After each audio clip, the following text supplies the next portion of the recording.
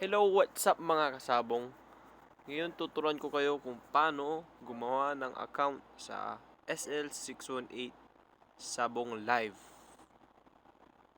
Una, punta po kayo sa Facebook.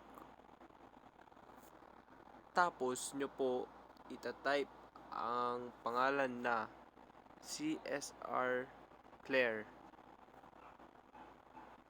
Jowa ko po ito.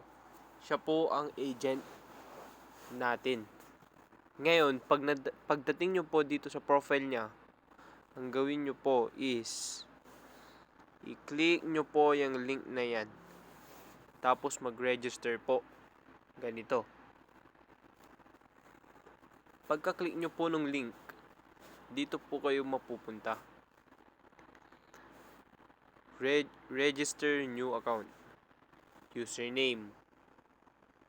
Sabong account. Password kahit na ano. Ganito po. Isusulat nyo lamang ang username nyo, tapos password na gusto nyo. Tapos i-type nyo po ang first name nyo. Ito po, kahit huwag nyo nang gayahin itong mga pinagsusulat ko kasi example lang po to. Ang isulat nyo po yung username nyo, yung password nyo, yung first name nyo, yung last name nyo, tapos number po. Sa ngayon, ganyan lang muna isusulat ko para makagawa na po tayo agad ng account. Tapos click nyo po yung register.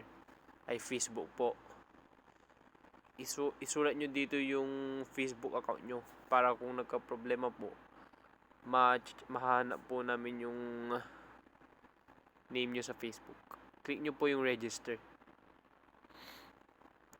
Ngayon, ang lalabas dito ay your account is waiting for approval. Ngayon, ang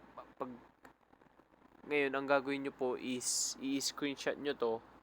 Tapos, isi-send nyo dun kay CSR Claire. Tapos, sabihin nyo po na nag-register na kayo para ma-approve niya. Tapos, pag na-send nyo na po yun, na para alam niya na i-approve niya yung account nyo, at saka pwede na po kayo magpa-load. Yun lang po. Magandang umaga, gabi, tanghali sa inyo kung anong oras man po kayo naglalaro.